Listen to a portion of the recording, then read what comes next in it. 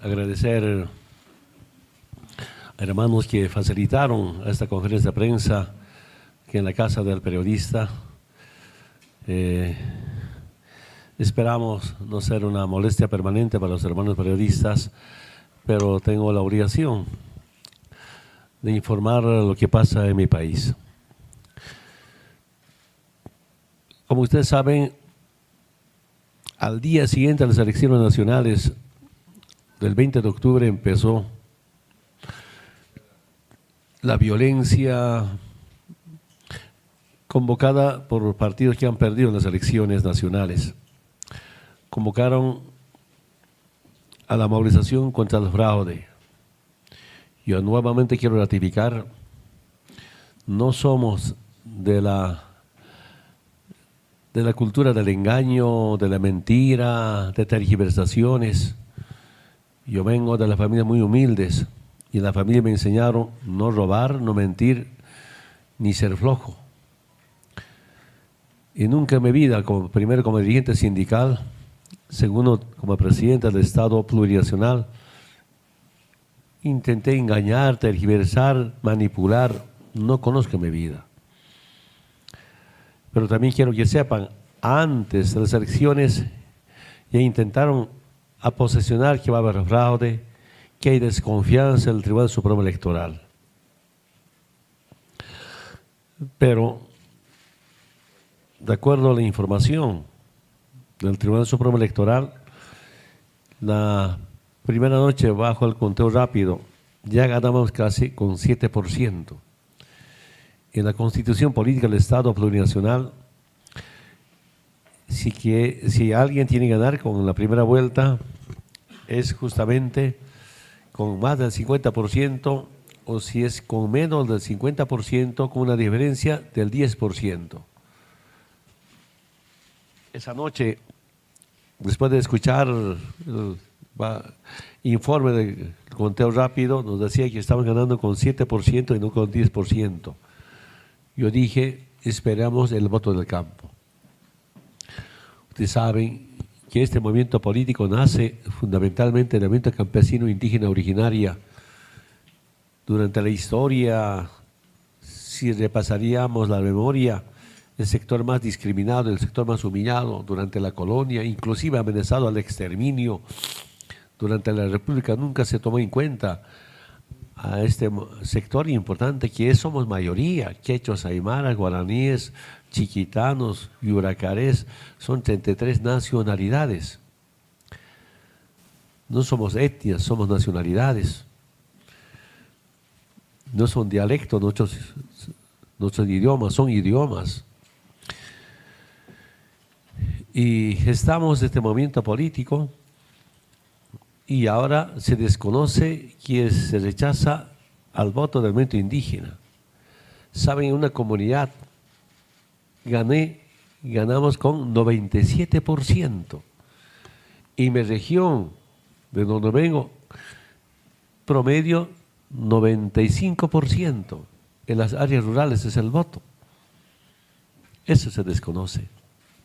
Yo dije en la primera conferencia, domingo 20 de octubre, esperamos el voto del movimiento campesino indígena originario. Empieza la violencia. El día 21, 2 tribunales electorales quemados por partidos que han perdido las elecciones. En la madrugada del 22, otro tribunal electoral departamental quemado, ánforas quemadas, actas de escrutinio.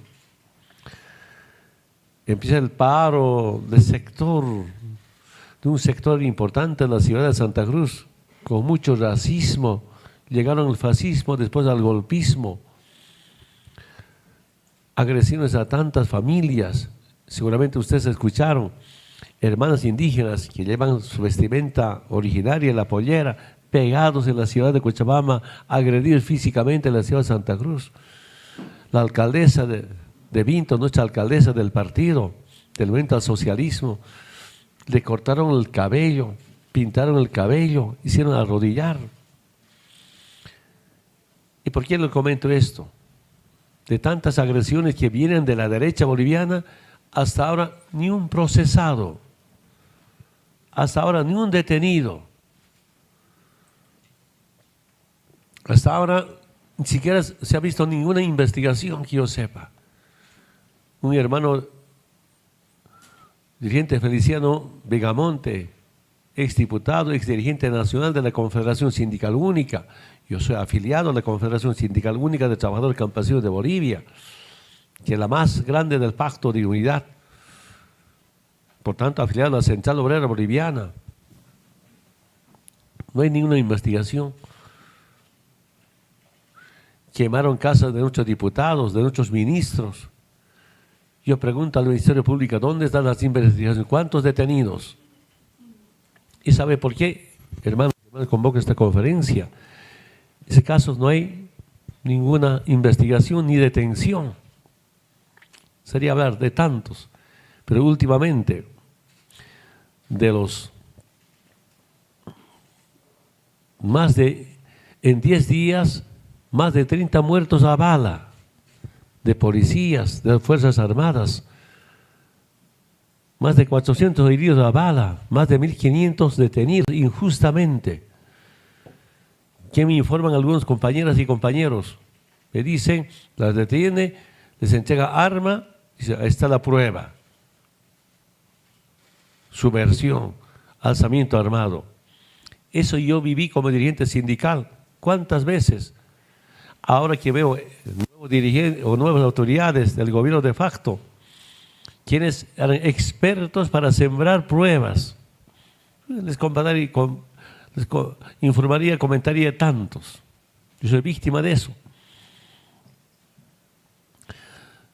Repito nuevamente, desde 1989 hasta el 2005 a mí me procesaron permanentemente de subversión, por subversión, por sedición, alzamiento armado, hasta me procesaron por narcotraficante, me procesaron por asesino, pero nunca probaron.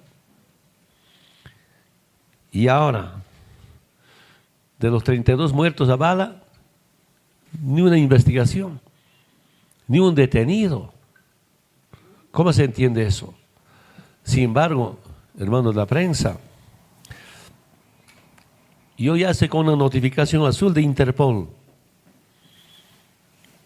Finalidad de la notificación azul de Interpol es la localización, obtención de información e identificación de la persona buscada. Ya está buscado en el mundo. Y quiero decirles, hermanas y hermanos, la denuncia contra los que resulten autores es de 10 delitos, entre ellos alzamiento armado, cuando justamente para evitar muertos denunciamos. Hasta el día 10 de noviembre, ni un muerto a bala en gestión de presidente Evo Morales y Álvaro García Linera. Yo sigo convencido, el derecho a la vida está por encima de cualquier derecho, por tratados internacionales. He conversado bastante con el comandante de la Policía Nacional.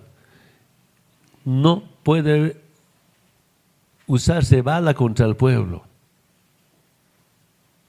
A partir del día 11 de noviembre, en 10 días, 32 muertos a bala. Por alzamiento armado, instigación pública a delinquir, asociación delictiva, organización criminal. Dentro del sistema capitalista, los movimientos sociales somos terroristas. Los conocemos. Seguramente porque simbólicamente sigue siendo dirigente de las 6 federaciones del Trope de Cochabamba. Nos acusan que esa organización es criminal, cuando son compañeras y compañeros que lucharon pacíficamente, no solamente por las reivindicaciones regionales y sectoriales, sino transformaciones profundas. Y es el movimiento campesino indígena originaria, que nos planteamos nuevos modelos económicos, nuevos programas sociales. Repito nuevamente, para el pueblo organizado, que lucha por sus reivindicaciones, que los servicios básicos no pueden ser negocio privado. Cuando llegamos al gobierno estaban totalmente privatizados. Ahora, por constitución, gracias a la refundación de Bolivia, gracias a las movilizaciones, el agua, la luz, teléfono, es un derecho humano fundamental para el pueblo y no un negocio privado. Es nuestra profunda diferencia con la derecha. Para la derecha es negocio privado. Salud, educación, para nuestro proceso de cambio, es un derecho, no servicio. Para la derecha es servicio. Entonces, a esas fuerzas sociales, sean campesinas, indígenas, obreras, maestros, somos una organización criminal de terrorismo, financiamiento al terrorismo. ¿Qué podemos financiar? Mira, hemos soportado y soportado tanta discriminación. Y se me dijeron ustedes, me dijeron, de presidente, años pasados, hemos parido por la burra, hemos parido por la llama. Puedo traerles las próximas conferencias, mostrar cómo me acusaban. Evo era el macaco menor. El macaco menor era Hugo Chávez. Evo era el excelentísimo asesino. Tanta discriminación. Ahora, por el proceso que me están presentando, yo he sido el discriminador. ¿Cómo se entiende eso? Visitar al racismo. Más bien, con la nueva Constitución unimos campo-ciudad, profesionales y no profesionales, oriente-occidente. Ustedes saben que durante el proceso constituyente 2006, 2007, 2008 querían dividirse los departamentos del oriente boliviano, Tarija, Santa Cruz, Beni y Pando. En las últimas elecciones, no el 20 de octubre, sino anterior, ganamos en los 4 departamentos. Hemos unido. Y ahora yo he decidido que estoy gestando racismo, discriminación. Cuando el sector al que represento, que es el movimiento indígena, históricamente luchamos contra el racismo, contra la discriminación. Habrá procesos contra Evo Morales, por racista y por discriminador. Hermano de la prensa, solamente un poco para la información, pero también mediante ustedes para la reflexión. Yo aquí entiendo el tema comunicación. Comunicación debe ser más efectiva, afectiva, pero más educativa, reflexiva, para la liberación de los pueblos. Entiendo, por tema de comunicación, que es tan importante estar con la verdad, que por encima de cualquier interés de la verdad y sobre todo trabajar con transparencia, con responsabilidad en temas de información ante el pueblo. Yo solo quería un poco informarles. Quiero decirles, esta comunicación, notificación de los países, como notificación azul de Interpol, Argentina, Perú, Brasil, Chile, Paraguay, Uruguay, Venezuela, Colombia, Ecuador y México. Esto ya estoy buscado. Bueno, entiendo perfectamente. Aquí es una lucha ideológica, programática, es una lucha de clases. Y si estoy buscado en estos países por esos cargos, nuevamente quiero decirles que seguramente no me perdonan y nunca me perdonarán, no solamente a Evo, a Álvaro y a todo el equipo de trabajo, ministros, exministros, exviceministros, nuestros constituyentes, nuestros ex asambleístas, que de manera conjunta hemos apostado para cambiar Bolivia y hemos cambiado Bolivia. Nuevamente reiterar los datos que ya tenemos, producto de esta revolución democrática y cultural. ¿Por qué una revolución democrática y cultural? Una revolución porque generalmente cuando era jovenzuelo O sea, la revolución, se piensa que la revolución se hace con armas. No, la revolución ahora se hace con conciencia del pueblo, con el voto del pueblo. Por eso es una revolución democrática.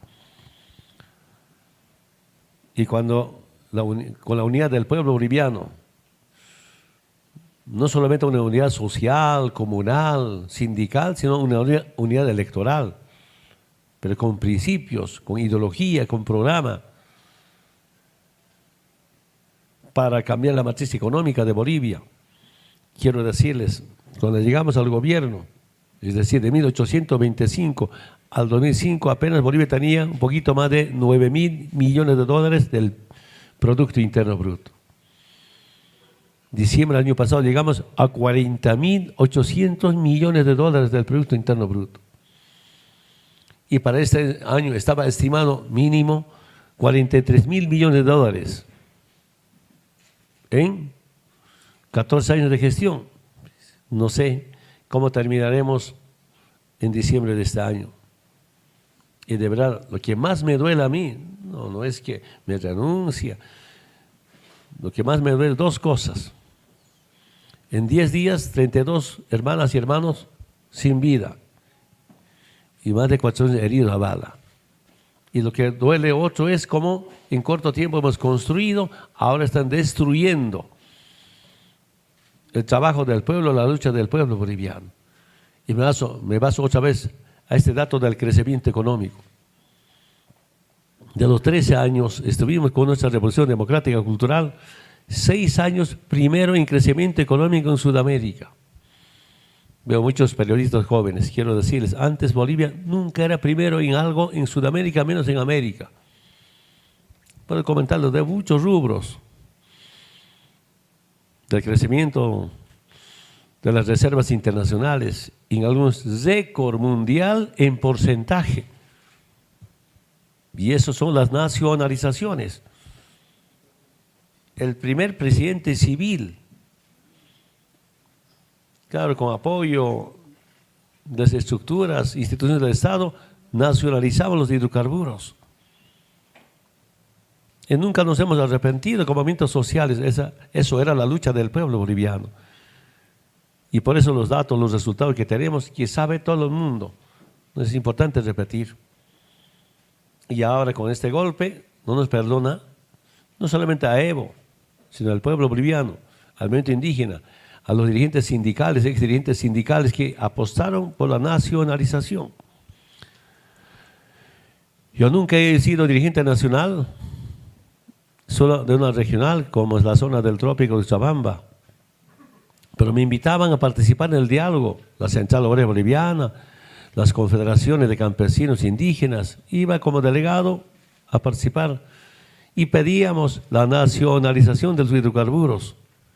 Y la respuesta del gobierno del pasado, del neoliberalismo, ¿qué era? Nos decían, el gas, el petróleo, bajo el suelo y los bolivianos. Ya sale del suelo, ya no eran los bolivianos. Y los contratos con las transnacionales, ¿qué decían? El titular, que era la transnacional petrolera, dice, el titular adquiere el derecho de propiedad en boca de pozo. Inventaron el boca de pozo. Del 100% de ingresos, 82% para la petrolera internacional, 18% para los bolivianos. ¿Cómo entonces Bolivia podía desarrollarse? ¿Con qué plata podía atender? Escuchaba como dirigente sindical desde la zona del trópico de Chabamba demandas al interior del país. Semana, 2 semanas, 3 semanas de bloqueo pidiendo que hagan camino. La respuesta de los delegados que iban, ¿qué decía? No tenemos capacidad de endeudamiento. Bolivia no puede acceder a créditos internacionales. Claro, entre la deuda externa y el PIB estaban casi tas con tas. Imagínense quién podía prestar entonces plata. En tiempos del militarismo, parte del neoliberalismo, el PIB eran como 4.000 millones de dólares. Y la deuda externa eran cerca de 4.000 millones de dólares. Cuando llegamos al gobierno, el PIB 9.000 millones de dólares. La deuda externa estaba casi 60% con relación al PIB. Yo, ¿qué aprendí? La deuda externa no puede estar por encima del 50% del PIB. En este momento tenemos 23 o 24% de deuda externa con relación al PIB, porque nuestro PIB ha crecido bastante. Yo saludo, por ejemplo, España, Japón, BID, cuando llegué nos condonó. Agradezco. Yo pensé que después de condonar nunca nos iban a prestar, más bien España sigue cooperando, Japón sigue dando créditos, porque hemos demostrado que Bolivia es viable, hay crecimiento económico. Entonces, hermanos de la prensa, este resultado que demostramos como indios, como movimientos sociales, no nos perdonan. Grupos que seguramente se sienten afectados por las políticas y sobre todo con movimientos sociales, mediante un movimiento político, instrumento político por la soberanía de los pueblos, hemos demostrado al mundo que otro mundo es posible, con menos desigualdad, con menos pobreza, reduciendo la extrema pobreza, trabajando por cierta igualdad. Y aquí nuevamente quiero decirles, en mi experiencia sindical, pero también de presidente, solo la paz en el mundo se va a garantizar cuando haya justicia social. Si no hay justicia social, si las asimetrías de familia crecen, si la desigualdad crece, imposible garantizar la paz. Todos en Naciones Unidas proclamaban la paz, expertos para hablar, hasta presidenta de Estados Unidos, pero con intervenciones militares, con bases militares, con saqueo a sus recursos naturales, no va a haber paz en el mundo. Y nosotros, tal vez con 10 millones de habitantes, está cerca de 11 millones de habitantes, hemos demostrado, como siempre proclamamos, de tantos foros, encuentros internacionales, otro mundo es posible, sin injerencia internacional, sin someternos al Fondo Monetario Internacional, sin someternos al Banco Mundial, sin ningún apoyo ni migaja, ni estamos esperando desde Estados Unidos. Hermanos de la prensa, las juventudes, mediante ustedes. Estados Unidos nunca ayuda. Si algo quiere ayudar, condicionado o a veces robando, saqueando nuestros recursos naturales. Esa es la vivencia. Estados Unidos nos cortaron la cuenta del milenio, no está arrepentido, mejor todavía. Sin embargo, sin cuenta del milenio, porque para acceder a la cuenta del milenio tenés que someterte a las privatizaciones. Y nosotros aceptamos las privatizaciones. Y con las nacionalizaciones estamos mejor. Al margen de la lucha de clases, allí también una lucha privatizadores frente a los nacionalizadores. Nosotros somos los nacionalizadores, los distintos rubros. Eso no significa rechazar la inversión pública, si bien inversión pública o privada. La inversión privada está respetada. Todos tenemos propiedad privada. Ahora más bien estamos gestando alianza público-privado, APP, con privados. Si hay inversión internacional, que vengan socios, se sumen al plan que tiene el Estado.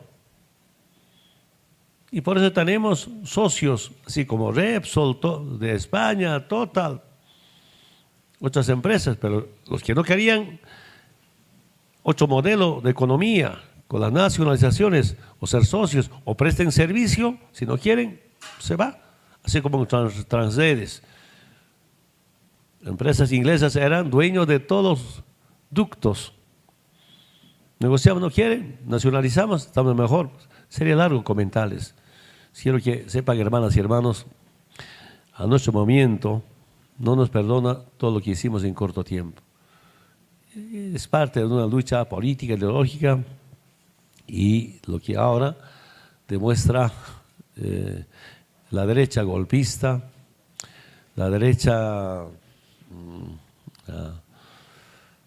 que discrimina, que humilla al pueblo, y de tantos problemas, ni un procesado, ni un detenido, pero ya Evo tiene un proceso internacional, ¿no? Entonces yo vengo a denunciar. Por supuesto, queridos hermanos, la semana pasada yo pedí si algunos expertos internacionales nos pueden cooperar, no solamente para Evo, sino todos los ministros, asambleístas, dirigentes que están siendo perseguidos. Saludo expertos internacionales, juristas, a sumarse a esta lucha. A la lucha por la causa, a la lucha por la verdad, a la lucha por la dignidad, a la lucha también por la soberanía de nuestros pueblos. Agradezco, ya tenemos un equipo internacional de juristas para enfrentar esta clase de cosas, pero también en Bolivia, un equipo de juristas para defender a todos quienes están siendo procesados. Y eso, campaña continuará y vamos a demostrar que estas acusaciones son totalmente dirigidas, son políticos. Repito nuevamente, estas acusaciones los conozco desde el 89, tantos procesos por sedición, por terrorismo. A mí me expulsaron en el 2002, enero de 2002, por asesino y por narcotraficante, por instrucción de la Embajada de Estados Unidos. En el gabinete de Tuto Quiroga, y dos de sus ministros de Tuto Quiroga me informó personalmente que les he instruido a expulsar del Parlamento como diputado, y dice los exministros de Tuto Quiroga, yo me he opuesto a Evo, no quiero que te expulsen. Uno había dicho, si expulsan a Evo, van a hacer crecer políticamente, no hay que expulsar, pero me expulsaron. Y según un periodista comentó, por diputado que votó mi expulsión, 10.000 bolivianos. Y esa expulsión, la votación era transmisión directa en Canal 7. Y comentaba, el embajador estaba mirando quién vota o no, quién no vota para la expulsión de Evo. El plan era sentenciarme mediante un proceso y que no sea candidato a la presidencia. De expulsión del Congreso, ahora expulsión de Bolivia hacia México. La historia se repite. Y esa batalla ganamos. Yo no conocía quiénes serían miembros del Tribunal Constitucional, pero como siempre hay abogados voluntarios, ellos, me acuerdo, Héctor Arce, prepararon una demanda de inconstitucionalidad a la expulsión de Evo del Congreso y ganamos. Nunca dijimos ayúdeme, que abogados, solo con la verdad, con las normas y con la Constitución ganamos esa expulsión. Y estoy seguro de decir mediante ustedes, hermanas y hermanos de la prensa, a mi pueblo, al movimiento indígena originaria de toda Bolivia en especial, esa próxima vez, ¿cuál vamos a ganar? ¿Qué van a demostrar? Porque es toda una mentira. Las mentiras, podemos repetir tantas mentiras. La semana pasada, cuando ya estaba en México, ya dijeron, están llegando militares rusos a Bolivia para proteger a Evo, y Evo ya estaba en Bolivia. Otra mentira que viene del gobierno. Bueno, muchas gracias, no quiero cansar, muchas gracias, hermanos. Aquí tal vez el moderador va a poder combinar las preguntas correspondientes. Muy bien, vamos a dar inicio a la ronda de preguntas. Vamos a abrir primero un espacio para 4 preguntas. Permítame, cuando les demos la palabra, por favor, decir su nombre y su medio de comunicación.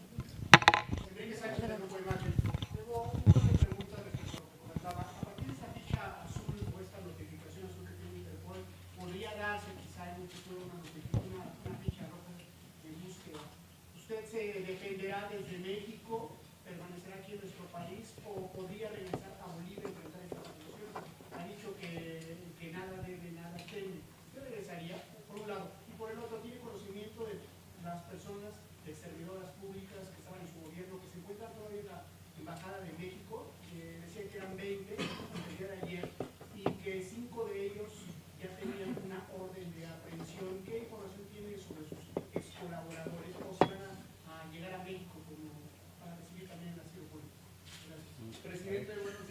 A ver, mejor haremos una ronda de preguntas y responder uno solo para no responder uno por uno, compañera. Adelante, por favor, compañero.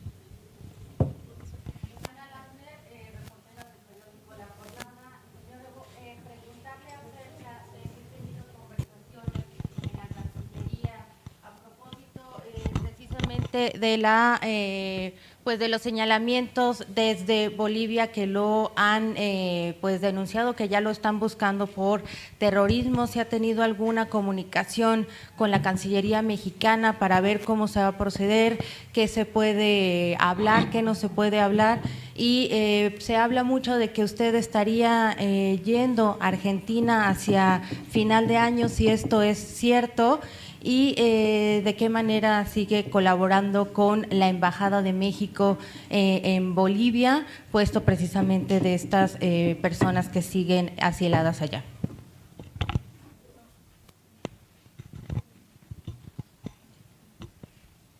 Hola, ¿qué tal? Buenos días, presidente. Alan Hernández del Financial Times.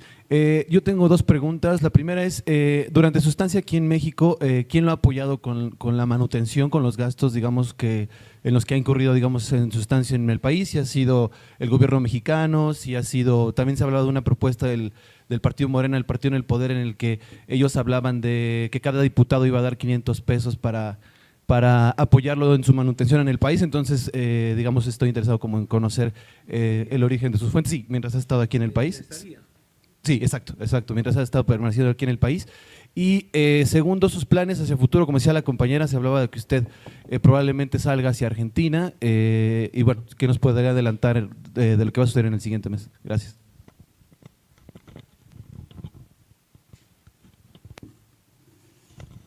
Hola, buenos días. Ernestina Álvarez de MBS. Preguntarle, aquí en México se ha señalado que usted ha excedido precisamente esto que marca el asilo político en México. Saber si alguien en la Cancillería o algún especialista o algún asesor le ha comentado sobre este tema. En el segundo es si usted el próximo 1 de diciembre se cumple un año de que tomó protesta el presidente Andrés Manuel López Obrador. Van a hacer un festejo en el Zócalo, saber si ha sido usted invitado a este festejo y si ha tenido ya alguna reunión con el presidente Andrés Manuel López Obrador. Y ya por último, José Mujica va a estar la próxima semana aquí en la Ciudad de México. ¿Prevé un encuentro con él?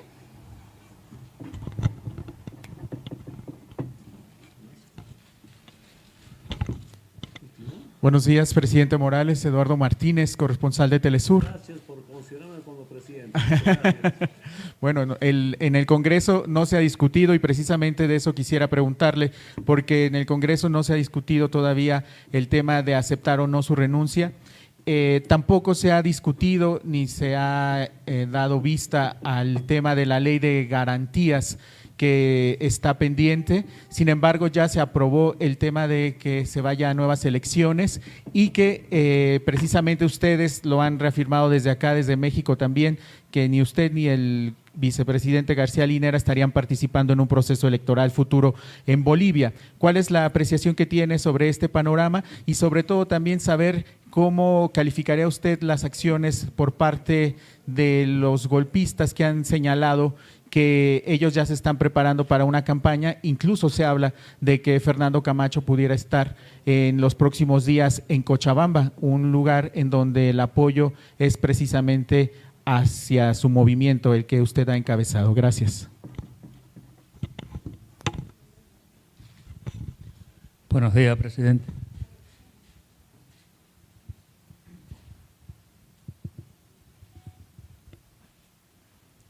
Usted hizo un llamado a los intelectuales, a los analistas, a los politólogos, para que hicieran una reflexión sobre lo que está sucediendo en Bolivia.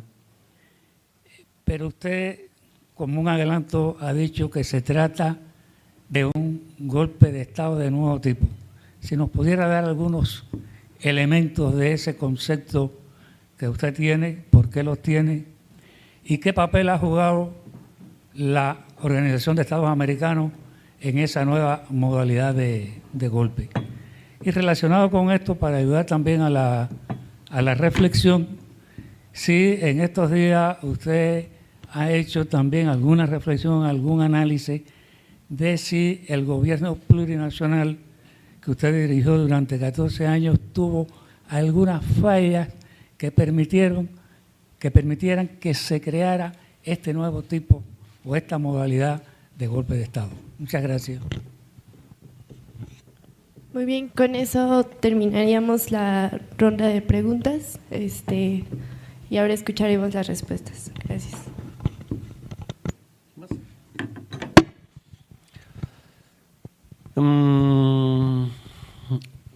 Yo saludo a México, al gobierno.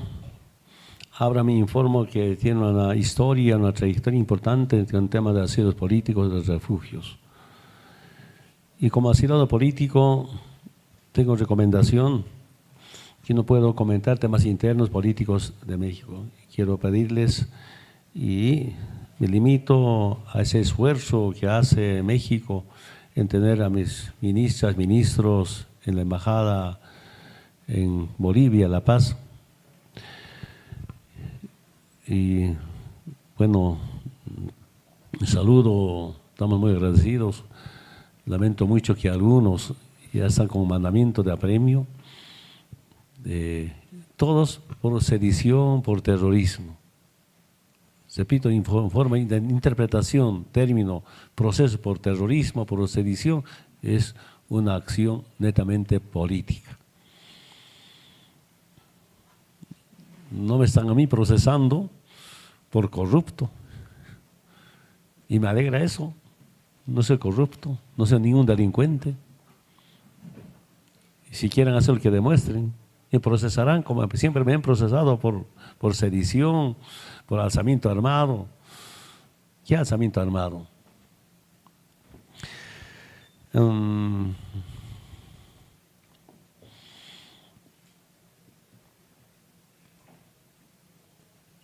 Hay una invitación argentina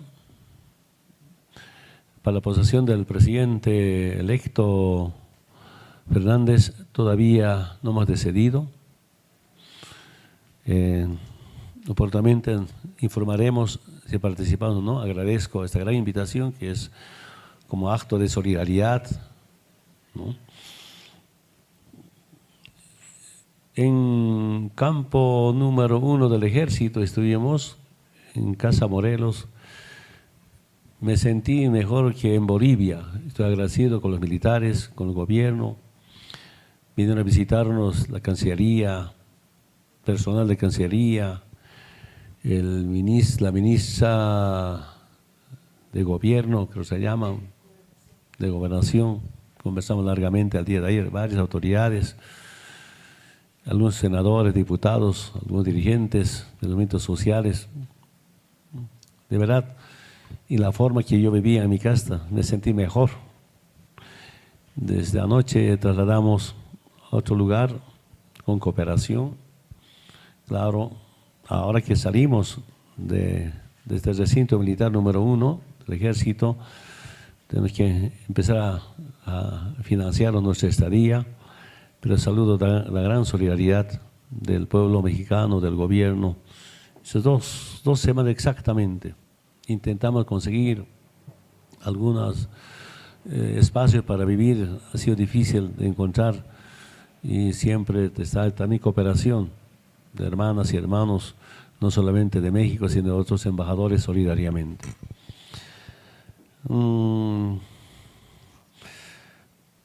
No tenía información, bueno, tengo información de la posesión,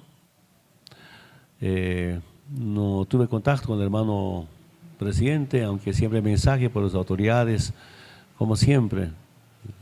México, un país tan grande, esperamos no ser una molestia para el gobierno. Sé cómo ser presidente, a veces tiempo me ha sorprendido que cada mañana conferencia de prensa del presidente de México, me parece lindo, es ser transparente, es mi opinión, ¿no? Recomendaría a otros presidentes, ¿no? En vez de escaparse a la prensa, dar la cara por los medios de comunicación, porque el que no miente, no oculta, no tiene nada que mentir, explicar. ¿Se entendí? Y Sí tengo información que hermano Mojica está por ahí, no tengo ninguna cita, pero hermano Mojica ha sido tan solidario conmigo cuando era dirigente, cuando era presidente. Si está por acá seguramente va a haber algún contacto, me imagino, pero no tengo ninguna cita hasta ahora. Evidentemente, hermanos de la prensa, la Asamblea no trató todavía mi renuncia, ni rechazó ni aprobó la renuncia del presidente. Y los juristas me dicen, si no aprobó mi renuncia, sigue siendo presidente. Es un tema jurídico. Yo desde el momento que renuncié, siento que ya no soy presidente, aunque soy presidente electo hasta el 2025. Y aquí quiero decirles, si bien hay nuevas elecciones, solamente me preguntaba, ¿por qué tanto miedo a Evo? Además de eso, si hemos renunciado, con esa renuncia nuevamente me habilito para ser candidato a la presidencia. Tenemos jurisprudencia. Se ha dado este caso en Bolivia y en otros países. Pero para pacificar, si hemos problema, hemos renunciado. No estoy pidiendo que sea candidato. Todo por la unidad de Bolivia. Todo por la paz de Bolivia. Aquí plantean elecciones libres, limpias y transparentes. Y no puede haber elecciones limpias, libres, transparentes si hay perseguidos políticos, acusados de terrorismo. Hermanas y hermanos asilados en la embajada y otros países de Bolivia, Argentina, creo también en Perú me informan. Estamos en México. ¿Cómo puede ser elecciones limpias, transparentes, libres? ¿Sí? Persecución política. Esto sí es una persecución política. A nosotros nos acusaron de persecución política cuando corruptos con sentencias se escaparon fuera de Bolivia, con procesos que ni siquiera el gobierno procesó, sino entre ellos se procesaron, no quiero levantar nombres, y decían, o se hacían decir que son perseguidores políticos. La persecución política sí es en base a, ¿quiénes? En base a este llamado sedición, alzamiento armado, eso entiendo. Entonces, si quieren garantizar el golpismo, aunque ellos se hacen decir gobierno de transición, pues garanticen elecciones limpias. Para nosotros es golpe de Estado, una dictadura con tantos muertos. Vamos a seguir facilitando, apoyando a las elecciones, nuevas elecciones. Repito nuevamente, no soy candidato, no voy a ser candidato a la presidencia. Entendí el miedo que nos tienen, pero tenemos derecho a participar en las elecciones, organizarnos. Y ahora, por instrucción de Estados Unidos, no quiere que Evo vuelva a Bolivia. Eso más, eso ya no son elecciones libres ni transparentes. No permite que vuelva Evo ni Álvaro. No dan salvoconducto a ministras, ministros. Entonces, esa es dictadura que vive el pueblo de Bolivia. Evidentemente, hermanas y hermanos, está en trámite una ley para dar garantías. Eso está a la mano en la Asamblea Legislativa Plurinacional.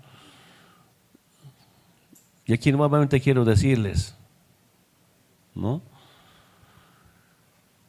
Frente al golpe de Estado, movimiento social, movimiento indígena, en especial mi respeto, mi admiración al pueblo alteño, inclusive por encima de los dirigentes, como una sublevación, una rebelión, para defender la vida, para decir basta la masacre, por la democracia.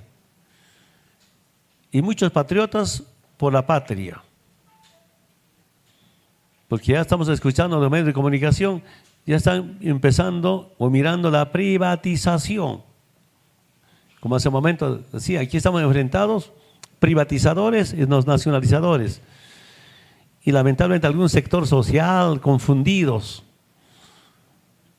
¿no? Confundidos, hasta usaron la Biblia, las oraciones, los rezos. Solo quiero decirles, hacen orar así como el señor Camacho, una concentración, oran, después hace gritar Evo cabrón.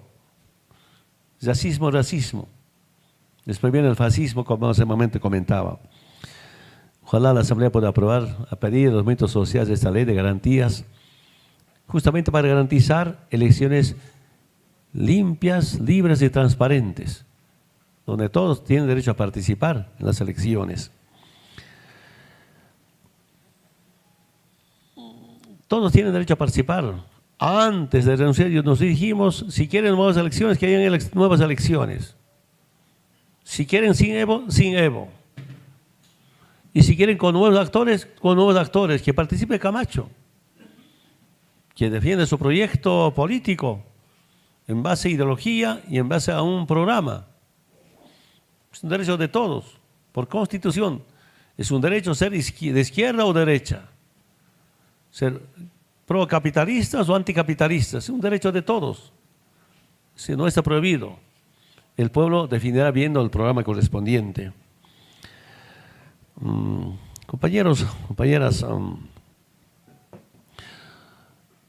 yo no podía entender que la OEA sea golpista.